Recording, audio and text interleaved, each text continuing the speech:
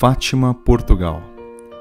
Foi num vilarejo próximo a Fátima, com o nome de Aljustrel, que no início do século XX nasciam 3 crianças escolhidas por Deus para receber uma visita especial do céu.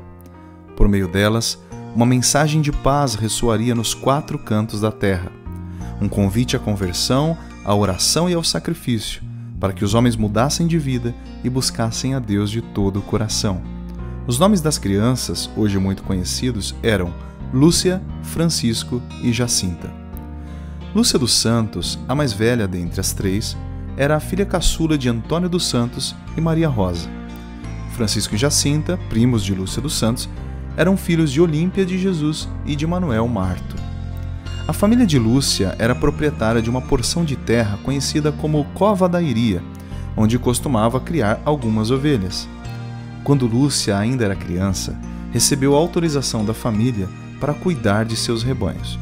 Seus primos Francisco e Jacinta sentiram muito por não poderem brincar mais com Lúcia, que gostava de contar-lhes variadas histórias bíblicas, sobretudo a respeito da paixão de Cristo. Durante o ano de 1915, quando Lúcia passou a cuidar do rebanho, costumava subir à Cova da Iria com algumas garotas, em especial 3 delas com quem se identificava: Teresa Matias, Maria Rosa e Maria Justino. Certo dia, quando estavam na colina rochosa do Cabeço, uma gruta dentro da propriedade do pai de Lúcia, as meninas pararam para rezar o terço. De repente, uma delas chamou a atenção das outras para uma estranha forma muito branca que se movia majestosamente, lá bem longe, por sobre o vale profundo. A forma foi se aproximando das meninas e pousou sobre o pinheiral, assim permanecendo suspensa no ar por algum tempo. Parecia, segundo Lúcia, uma estátua de neve que o sol transformara em algo transparente. Parecia um ser humano. As meninas tentavam descobrir o que podia ser aquilo, mas não conseguiam entender do que se tratava. Continuaram a rezar o terço, até que a figura misteriosa desapareceu no ar ensolarado. Depois disso, as meninas voltaram para suas casas atordoadas, sem nada entender. Ao comentar o ocorrido com sua família, Lúcia passa a ser objeto de chacotas e de menosprezo. Mal sabia, entretanto, que aquele fenômeno misterioso se repetiria por mais 3 vezes durante o ano de 1915.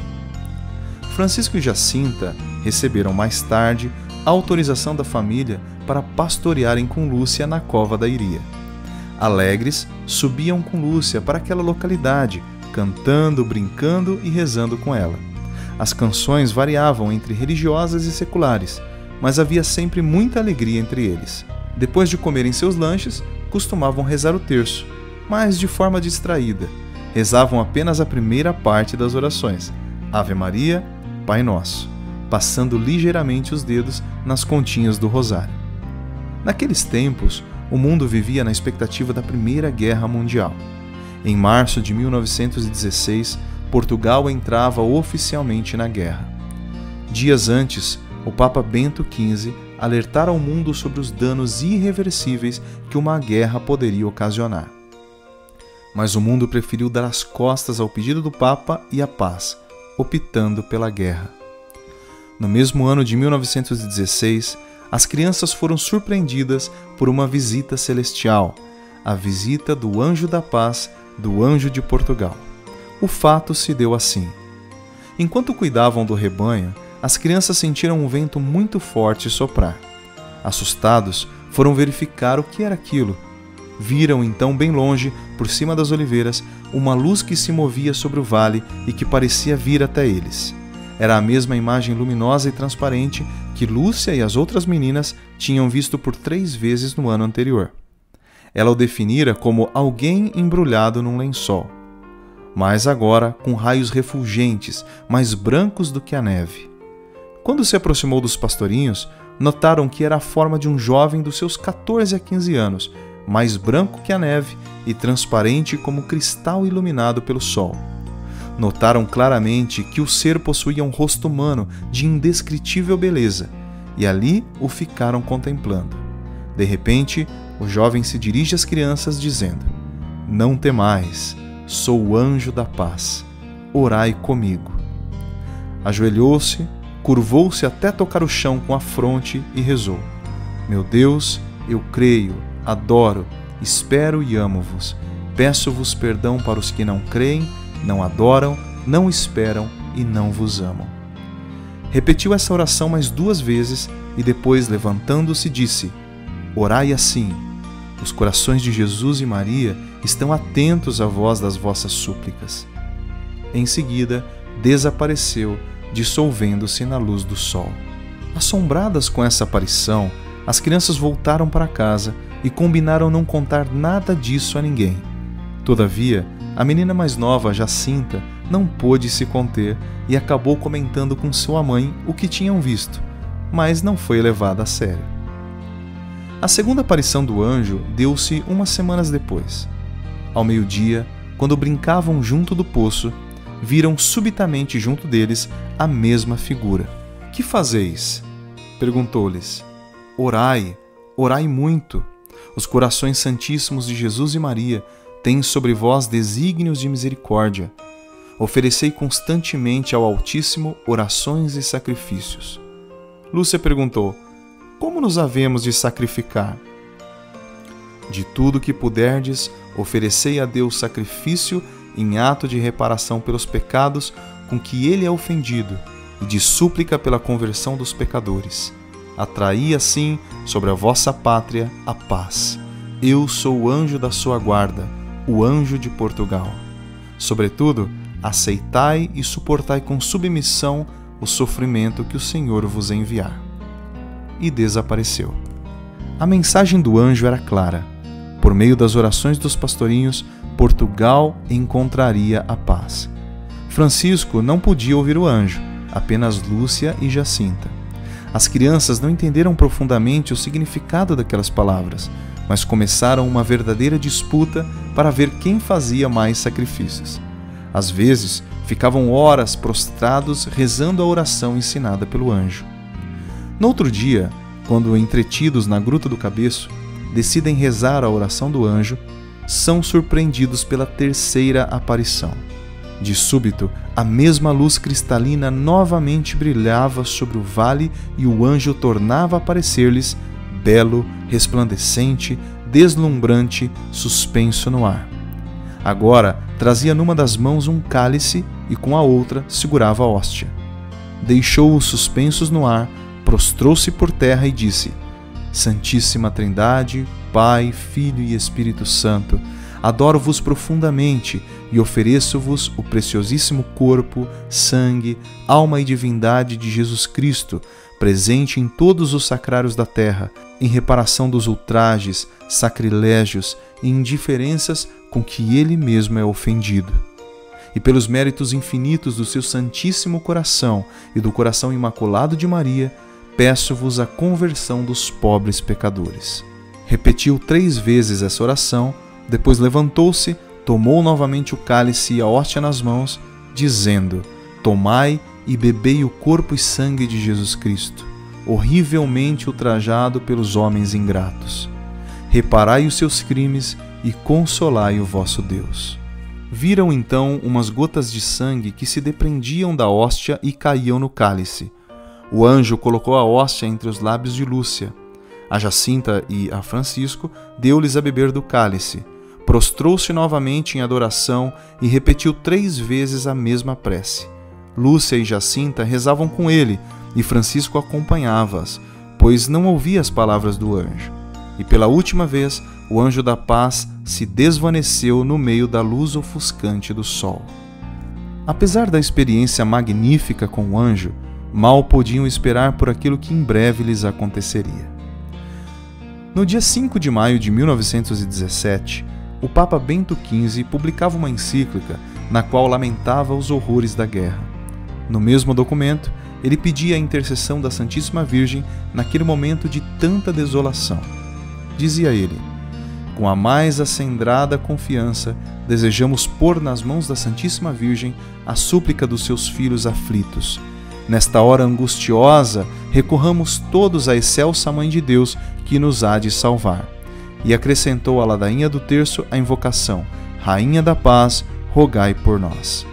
No dia 13 de maio de 1917, os pastorinhos foram à Cova da Iria conduzindo seus rebanhos. Estavam entretidos nesse trabalho quando foram surpreendidos por um raio de luz, de um esplendor tão vivo que lhes pareceu um relâmpago. Sem se perguntarem como podia ter relampejado num céu tão límpido, largaram as pedras e correram atropeladamente ladeira abaixo até uma carrasqueira que estava a uns 100 metros. Mal se abrigaram sob a folhagem rendada, reluzia um segundo clarão. Amedrontados, afastaram-se da árvore a distância de outra centena de metros. Pararam estupefatos.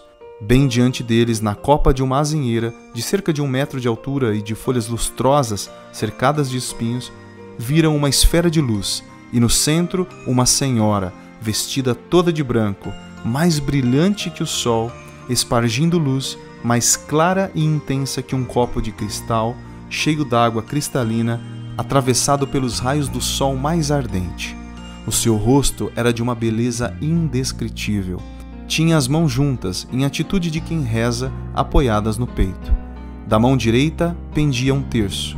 As vestes pareciam feitas unicamente de luz. A túnica era branca, como branco era o manto, orlado de uma luz ainda mais intensa a reluzir como ouro, que lhe cobria a cabeça e lhe descia até os pés. Não se lhe viam o cabelo nem as orelhas.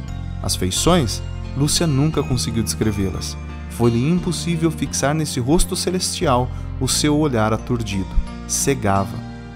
Fascinadas, as crianças ficaram tão perto da visão, talvez a 1,5 metro de distância mais ou menos, que se encontraram dentro do círculo de luz que a acompanhava. Estavam deslumbradas. "Não tenhais medo", disse a voz numa inflexão suavíssima e de um timbre inesquecível. "Eu não vos faço mal." Uma alegria infinda e uma paz inefável inundaram-lhes a alma. Não sentiram medo. Na realidade, o que as assustara fora somente o relâmpago e o receio da trovoada. Jamais senhora de si, Lúcia perguntou: "De onde é a senhora?" "Sou do céu." "E que é que a senhora me quer?" "Vim para vos pedir que venhais aqui 6 meses seguidos, no dia 13, a esta mesma hora. Depois vos direi quem sou e o que quero. Depois voltarei ainda aqui uma 7ª vez." "E eu também vou para o céu?" "Sim, vais." "E a Jacinta?" "Também." "E o Francisco?" "Também, mas tem que rezar muitos terços." O céu. Lúcia lembrou-se então de 2 moças que tinham morrido havia pouco. Eram suas amigas e costumavam ir à sua casa para aprender a tecer com Maria. "A Maria das Neves já está no céu?" "Sim, está." "E a Amélia?" "Está no purgatório até ao fim do mundo." O purgatório, até ao fim do mundo. A senhora disse ainda: "Quereis oferecer-vos a Deus para suportar todos os sofrimentos que Ele quiser enviar-vos, em ato de reparação pelos pecados com que Ele é ofendido e de súplica pela conversão dos pecadores?" "Sim, queremos." "E depois ter muito que sofrer, mas a graça de Deus será o vosso conforto." Ao pronunciar as palavras "a graça de Deus", a senhora abriu pela primeira vez as mãos e dela saiu uma luz tão intensa que o seu reflexo envolveu as crianças, penetrou-lhes no peito e atingiu-lhes o mais íntimo da alma, fazendo-nos ver a nós mesmos em Deus, são palavras de Lúcia, mais claramente do que nos vemos no melhor dos espelhos. Por um impulso irresistível, prostraram-se de joelhos e começaram a repetir intimamente: "Ó Santíssima Trindade, eu vos adoro. Meu Deus, eu vos amo no Santíssimo Sacramento." A senhora esperou que terminassem. Disse-lhes então: "Rezem o terço todos os dias, para alcançarem a paz para o mundo e o fim da guerra." Em seguida, começou a elevar-se serenamente da azinheira, subindo em direção ao nascente, até desaparecer na imensidade da distância. Ao voltar para casa, Jacinta decide então contar à sua mãe que tinha visto Nossa Senhora, mas a senhora Olímpia pareceu não levar a sério aquela história. O pai da menina, o Sr. Marto, demonstrou acreditar nas palavras da criança, já que ela e Francisco nunca haviam mentido. Lúcia, por outro lado, é repreendida pela mãe, chegando a apanhar com um cabo de vassoura. Suas irmãs e as pessoas da redondeza começaram a zombar dela por causa da história que já começava a se espalhar. Francisco passa então a ter amor à solidão. Muitas vezes deixa até de comer para pensar nas palavras de Nossa Senhora e rezar para consolar o nosso Deus. Propõe às meninas não mais cantar músicas profanas, oferecendo isso como sacrifício pela conversão dos pecadores. No dia 13 de junho, dia de Santo Antônio, do qual é muito devoto o povo português, começam a aparecer peregrinos, moradores das redondezas, que queriam acompanhar as crianças até a cova da Iria. Quando lá chegaram, no dia 13 de junho, rezaram todos um terço. Lúcia, que estava ajoelhada, levantou-se do chão e exclamou: "Jacinta, lá vem Nossa Senhora, olha o relâmpago!" Os 3 pequenos correram para junto da azinheira e os demais circunstantes fecharam-se num círculo apertado em torno deles. Maria Carreira recorda-se nitidamente da cena.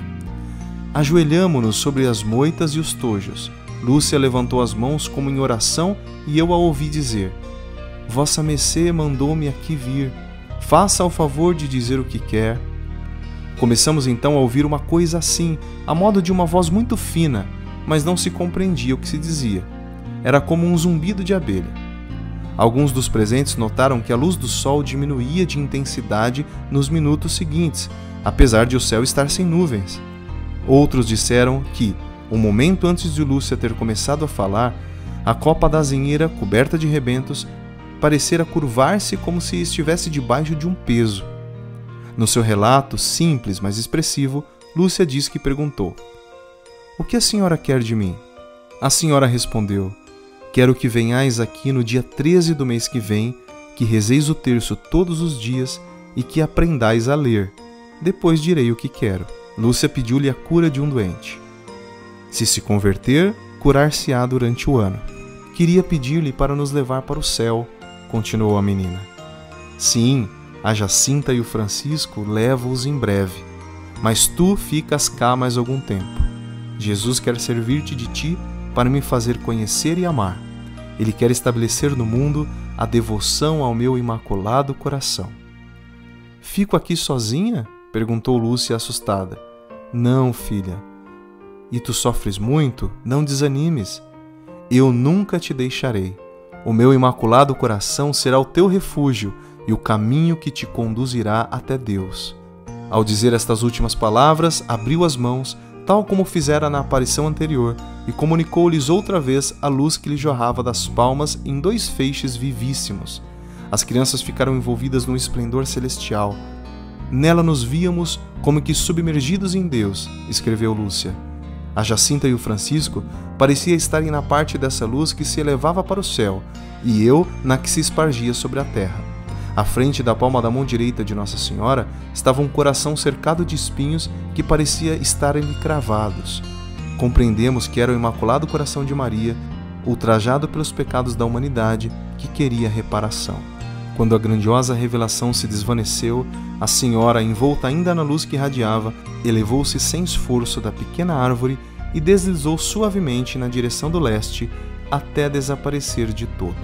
Após a aparição, as pessoas começaram a perguntar como era Nossa Senhora.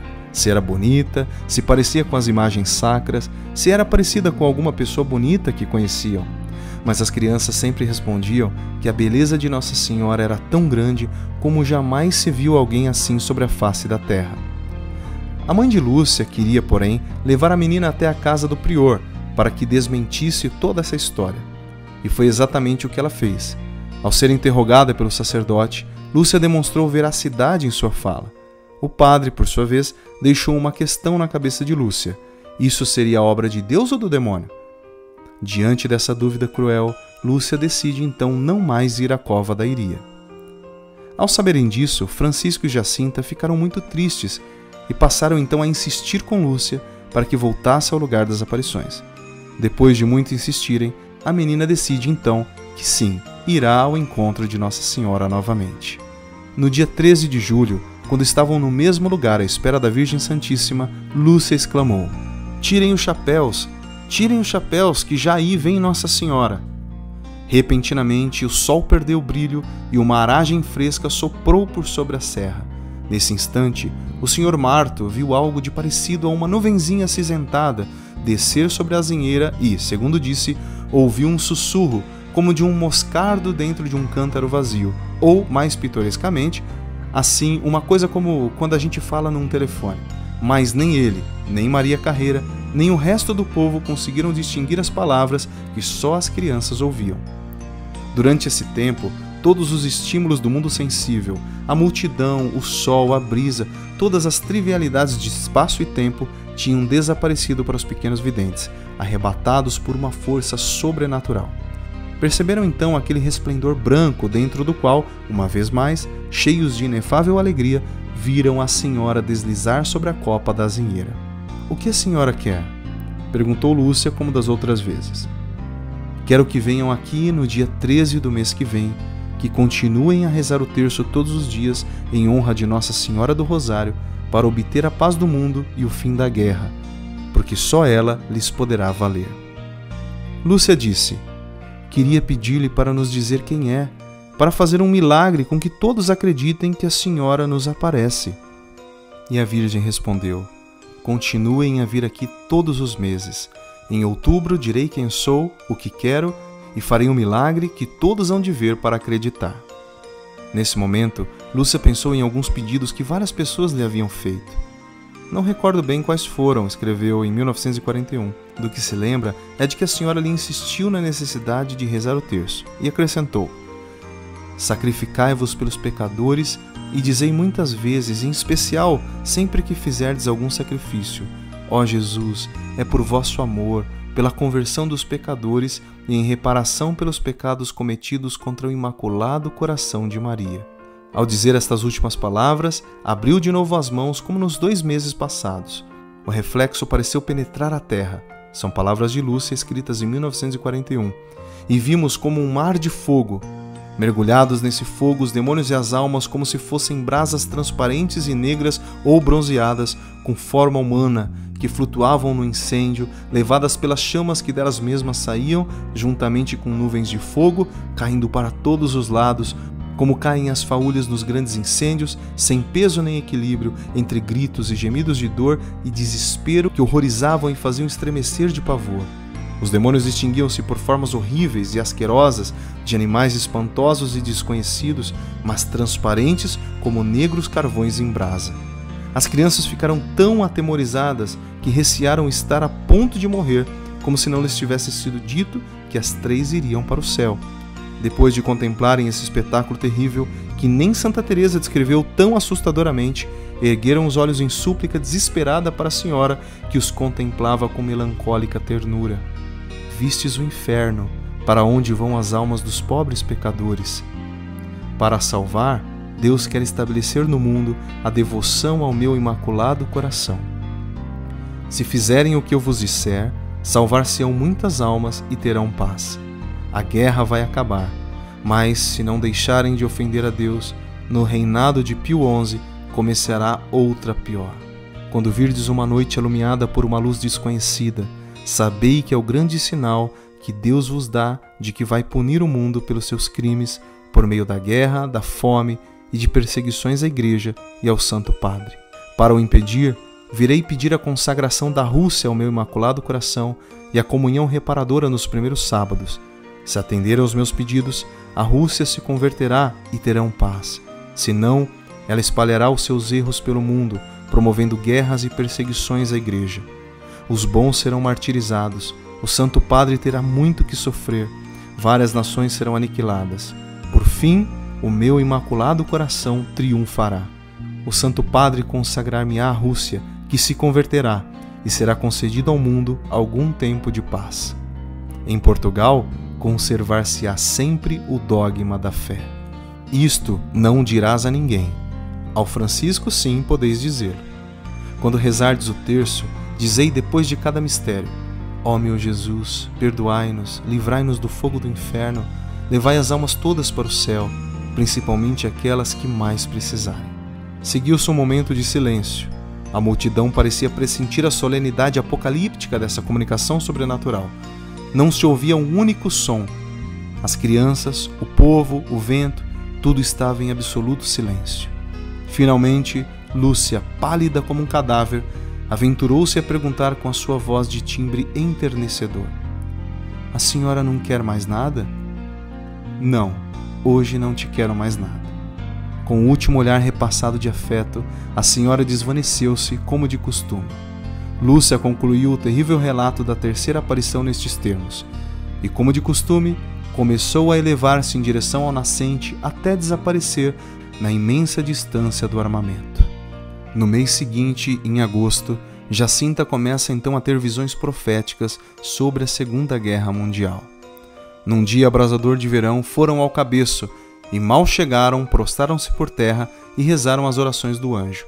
Passado algum tempo, Jacinta levantou-se e disse a Lúcia: "Não vês tanta estrada, tantos caminhos e campos cheios de gente a chorar com fome e sem nada para comer?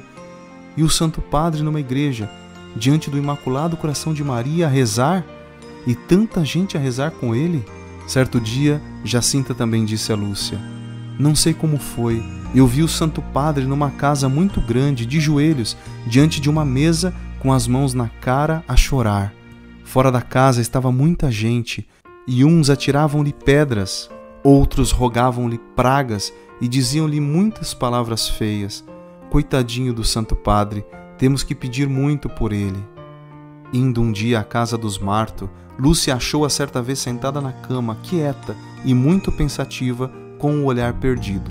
"Jacinta, que estás a pensar?" "Na guerra que há de vir, há de morrer tanta gente, e vai quase toda para o inferno. Hão de ser arrasadas muitas casas e mortos muitos padres. Olha, eu vou para o céu, e tu, quando vires de noite essa luz, que aquela senhora disse que vem antes, foge para lá também." Quando chegou o dia 13 de agosto, dia da quarta aparição, algo inesperado aconteceu. O administrador de Ourém, Arthur de Oliveira Santos, que não acreditava em nada daquilo, ordena aos pais das crianças que se apresentem para depor as autoridades. Mais tarde, alegando que queria ir ver o tal milagre prometido por Nossa Senhora, convida a irem de carro com ele, pois chegariam mais depressa ao lugar das aparições. Mas o administrador levou-os à casa paroquial, a fim de que fossem interrogados pelo pároco. O sacerdote tentou de todas as formas arrancar alguma incoerência da boca das crianças, o que não foi possível, tamanha coerência e segurança dos pequenos em suas declarações. Diante disso, o administrador levou-os para outro lugar, e não para a cova da Iria, como havia prometido fazer. Enquanto isso, no local das aparições, a multidão de peregrinos aguardava a chegada das crianças. Com a intenção de amedrontar ainda mais as crianças, o administrador de Ourém mandou colocá-las numa prisão junto a outros condenados. Com muito medo, colocam-se a rezar, o que chama a atenção dos outros prisioneiros, que passam a tratá-las com muita afabilidade. De repente, um guarda resolve levá-las para a presença das autoridades a fim de dizerem toda a verdade. Os guardas as separam para ouvi-las uma a uma, mas, após tantas tentativas frustradas, o administrador resolve levá-las de volta para casa. Quando chegaram em casa, as crianças dirigiram-se aos valinhos. As folhas acinzentadas das oliveiras farfalhavam com fulgores de prata sob a luz difusa da tarde que morria. Devia ser assim a paisagem montanhosa da Judéia, quando Maria fora a toda pressa ter com sua prima Isabel. Mais fulgurante, porém, que o brilho macio das oliveiras era o esplendor que revestia agora a brecha da cerca, logo acima de uma azinheirinha parecida à cova da Iria. E ali, no meio do fulgor de uma luz que não parecia da terra, estava a adorável figura familiar, olhando enternecidamente para os pequenos apóstolos que já tanto haviam sofrido por amor dela. "O que a senhora quer?" perguntou Lúcia, quase mecanicamente. "Quero que continueis a ir à cova da Iria no dia 13, que continueis a rezar o terço todos os dias. No último mês, farei o milagre para que todos acreditem." Lúcia lembrou-se do que prometera a Maria Carreira. "O que é que a senhora quer que se faça com o dinheiro que o povo deixou lá na cova da Iria?" "Façam-se 2 andores. Um leva o Tuco a Jacinta e mais 2 meninas vestidas de branco. O outro que o leve Francisco com mais 3 meninos. O dinheiro dos andores é para a festa de Nossa Senhora do Rosário, e o que sobrar é para a ajuda de uma capela que hão de mandar fazer." "Queria pedir-lhe a cura de alguns doentes", disse Lúcia. "Sim, curarei alguns durante o ano.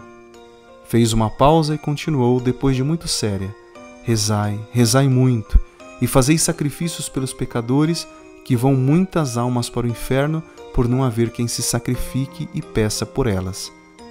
A seguir, afastou-se em direção ao leste e desapareceu. No mês de setembro, as crianças passam a usar então na cintura uma corda para oferecerem como sacrifício a Deus pela conversão dos pecadores.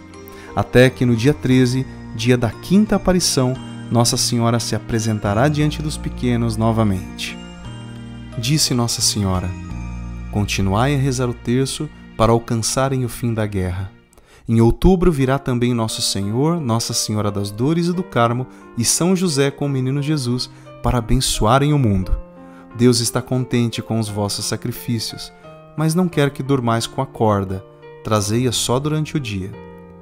Lúcia disse: tem-me pedido para lhe pedir muitas coisas, a cura de alguns doentes, de um surdo-mudo. Sim, respondeu a senhora, curarei alguns, outros não. Em outubro farei um milagre para que todos acreditem. E desapareceu do mesmo modo que tinha vindo. Depois disso, as crianças foram interrogadas pelo doutor Formigão para saber se falavam a verdade.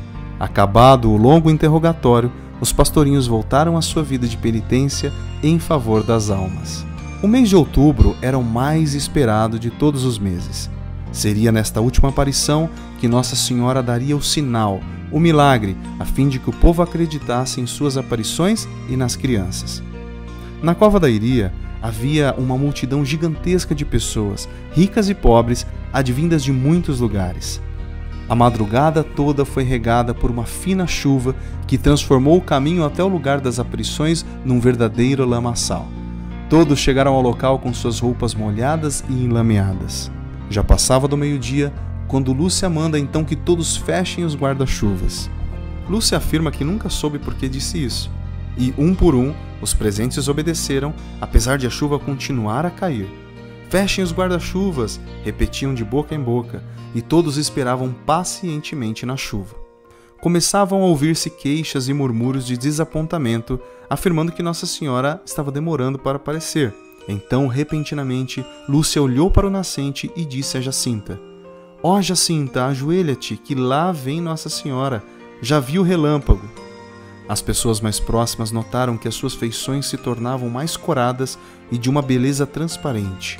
Olhava agora arrebatada para a Senhora, que se encontrava de pé, no meio de uma torrente de luz, sobre as flores com que Maria Carreira adornara o tronco da azinheira. Jacinta e Francisco tinham os olhos fixos no mesmo ponto, ambos radiantes e completamente alheios à multidão. Que a senhora me quer? Perguntou Lúcia, ajoelhando-se com os outros.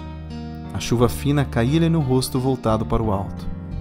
Quero dizer-te que façam aqui uma capela em minha honra. Sou a Senhora do Rosário. Que continuem a rezar o terço todos os dias.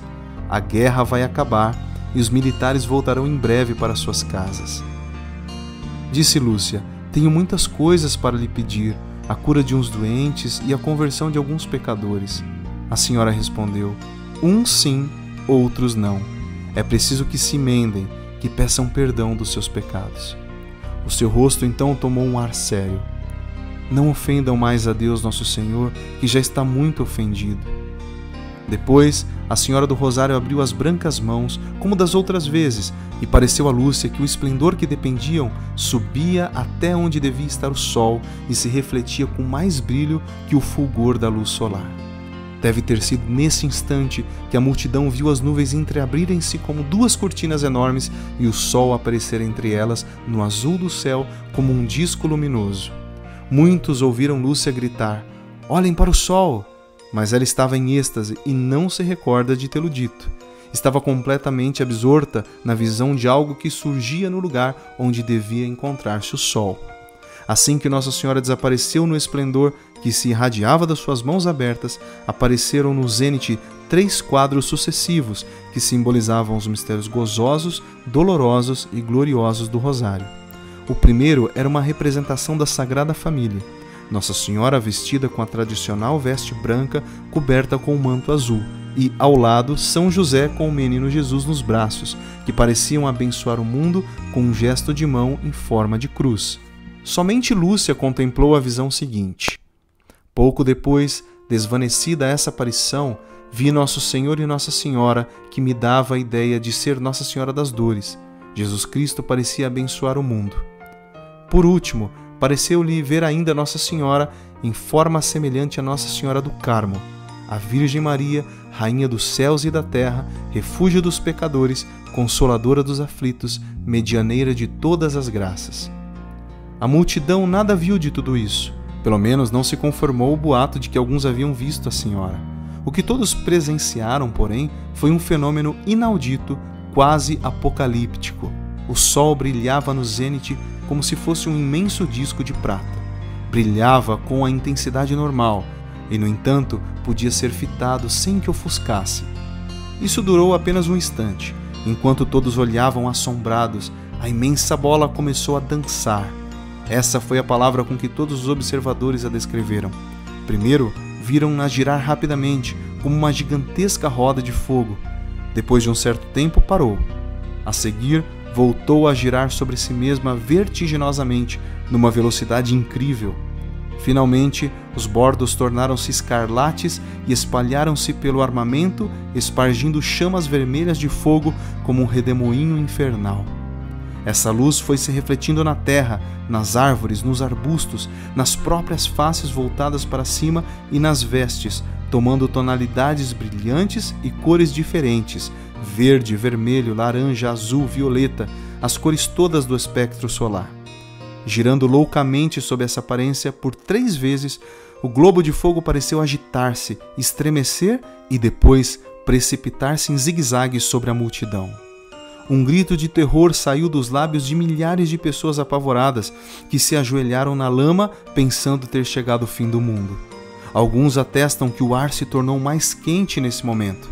Não se admirariam se todas as coisas se tivessem ateado em chamas, envolvendo-os e consumindo-os. Muita gente gritava: "Ai, Jesus, vamos todos morrer aqui!" Outros bradavam: "Nossa Senhora, nos valha!" E rezavam um ato de contrição: "Ó meu Deus, pesa-me de vos ter ofendido." Alguns dos que tinham vindo para fazer piada prostraram-se por terra entre soluços e orações patéticas. Isso durou talvez uns 10 minutos. Logo depois, viram todos o sol começar a elevar-se da mesma maneira, em zigue-zague, até ao ponto onde havia aparecido antes. Ficou então tranquilo e brilhante. Ninguém mais lhe pôde suportar o fulgor. Era novamente o sol de todos os dias. Muitas pessoas que estavam a quilômetros daquele lugar puderam contemplar o milagre do sol. Os céticos foram obrigados a se curvar diante de tão grande milagre. Pouco tempo depois, Francisco e Jacinta caem enfermos, o que os obriga a permanecer na cama o dia todo. O garoto oferece todas as suas dores a Deus e a Nossa Senhora pela conversão dos pecadores e aguarda sua ida para o céu, que a própria Mãe de Deus lhe havia prometido. Até que, depois de muito sofrer, entrega suavemente seu espírito nas mãos do Pai. Jacinta, por sua vez, declara ter recebido uma visita de Nossa Senhora, afirmando que a menina, se quisesse, poderia permanecer por mais um tempo, oferecendo seu sofrimento pela conversão das almas, a que imediatamente ela aceita. Passado um tempo, é transferida para Lisboa, onde permanecerá como hóstia viva, oferecida até o fim pela conversão dos homens. Pouco tempo depois, Jacinta entrava no céu. Lúcia dos Santos, entretanto, será a única das videntes viva.